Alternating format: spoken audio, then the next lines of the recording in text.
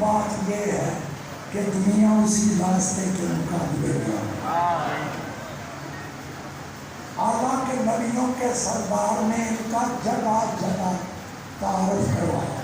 میں نے پہلے بھی عرض کیا تھا، منبر پر بٹھا کے دکھایا، یہ میرا بیٹا حسین ہے، اسے پہچانو، اس کی مدد کرنا. نبی کی پیروی کیا ہے؟ نبی جس طرح کرے تم بھی اس طرح کرو. تو نبی کی پیروی بھول کیوں گئے؟ سنت بھول کیوں گئے؟ کیوں؟ نبی ساری زندگی اپنی بیٹی کی تعظیم کے لیے کھڑا، سنت رسول سمجھ کے اس بیوی کی تعظیم ہی کرتے ہم نہ روتے. ہم روتے اسی لیے اس بیوی کی عزت نہیں کی جس کی پریکٹیکلی نبی نے عزت کر کے دکھا. ہاں، اس بیوی کی عزت کا پتہ چلے گا میدان غازی جب ندا آئے گی، او اہل بیشر، سروں کو جھکاؤ، آنکھیں بند کرو، محمد کی بیٹی آ گئی. پتہ چلے گا کس بیوی کی عزت کیا ہے، اس کا مقام کیا ہے. دیکھو یہ قانون ہے، جس رنگ میں کوئی یہاں سے جائے گا اسی رنگ میں اٹھے. مدعی مدعی کے روپ میں، ظالم ظالم کے روپ میں، مظلوم مظلوم کے روپ میں اٹھے. اور یہ ریاض القدس کے الفاظ ہیں کہ جب بیویاں میرے مولا حسین علیہ السلام کی لاش پر آئیں تو کسی بیوی نے لاش کا کوئی اظہار چھپا، کسی نے کوئی. جناب سکینہ سلام اللہ علیہ نے پتہ کیا کیا؟ اپنے بابا کی کٹی ہوئی گردن سے خون لیا، چہرے پہ مرنا شروع کیا. جناب زینب کی نظر پڑی، بیٹا سکینہ کیا کر رہی ہو؟ کہا پھوپھی اماں بابے کی گواہ بن رہی ہو. جب میدان محشر لگے گا، اللہ کے حضور میری ذاتی پیش ہوگی، میں اسی حال میں اٹھوں گی.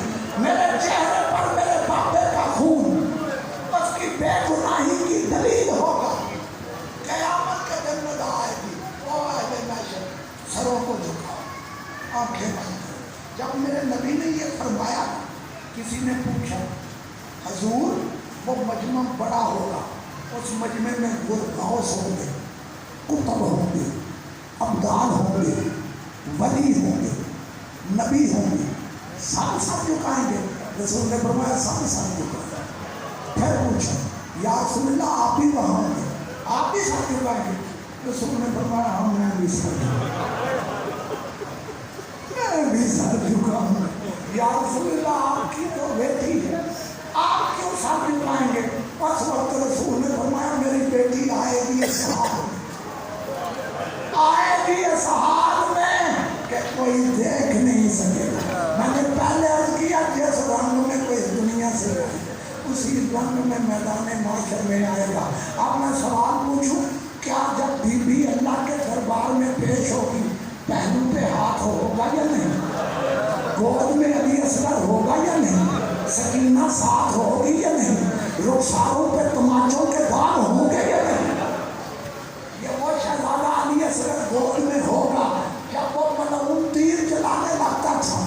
جناب رباب پکاریا ملعون اپنا تیر بھی دے، میرے سیر کی گردن بھی دے. یہ 6 ماہ کا دادی کی گود میں ہوگا اور شہزادی سکینہ بھی دادی کے ساتھ ہوگی. یہ وہی بیوی ہے جو زندان فام میں کبھی کبھی سید سجاد کی زنجیریں چوم کر کہتی بھیا زنجیریں گرم ہو گئی،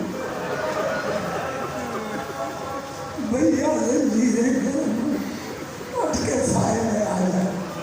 میرا مولا رو کے فرماتا بہن کیسے سائے میں جاؤں، میری ماں رباب دھوپ میں بیٹھی.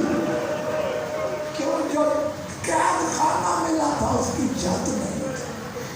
کبھی کبھی بی سوال کرتی بھیا یہ پرندے کہاں جا رہے ہیں؟ امام فرماتے یہ خوراک کی تلاش میں جا رہے ہیں. پھر پچھلا پیر ہوتا پھر بی پوچھتی یہ پرندے کہاں جا رہے ہیں؟ امام فرماتے اپنے اپنے گھروں.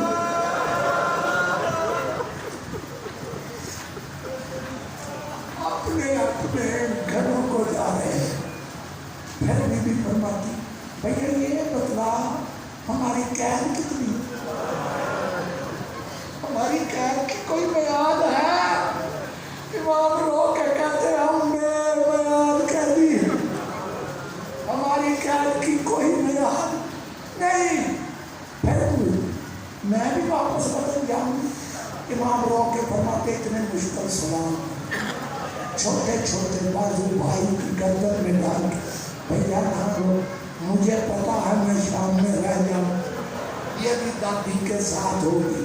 بی بی عرش کا پایا پکڑ کر کہیں گی اے آقا مولا کبیر, اس مجمع میں شمر موجود ہے, اس سے پوچھ کے میری اس پوتی نے کون سا قصور کیا کہ اس کے منہ پہ تماچے مارے گئے. میرے بیٹے کا کیا قصور جسے 3 دن کا بھوکا 3 دن کا پیاسا شہید کر دیا گیا. اللہ کی آواز آئے گی بی بی مصر کی کارروائی کو پورا کرنا ہے, تیرا کوئی گواہ ہے, تیرا کوئی گواہ ہے. اور جب گواہ کی بات ہوگی اس وقت بی بی فرمائیں گی تمہیں فرما کہا ہو قاسم کی لاش کے ٹکڑے پیش کر, لیلا کہا ہو علی اکبر کا جگر پیش کر, جہاں عالم نے بچی کا پھل توڑا. سجاد تم کہاں ہو بابا کی انگلی پیش کرو, زینب کہاں ہو بھائی کا سر پیش کرو. ایسے عالم میں کون دیکھ سکے گا؟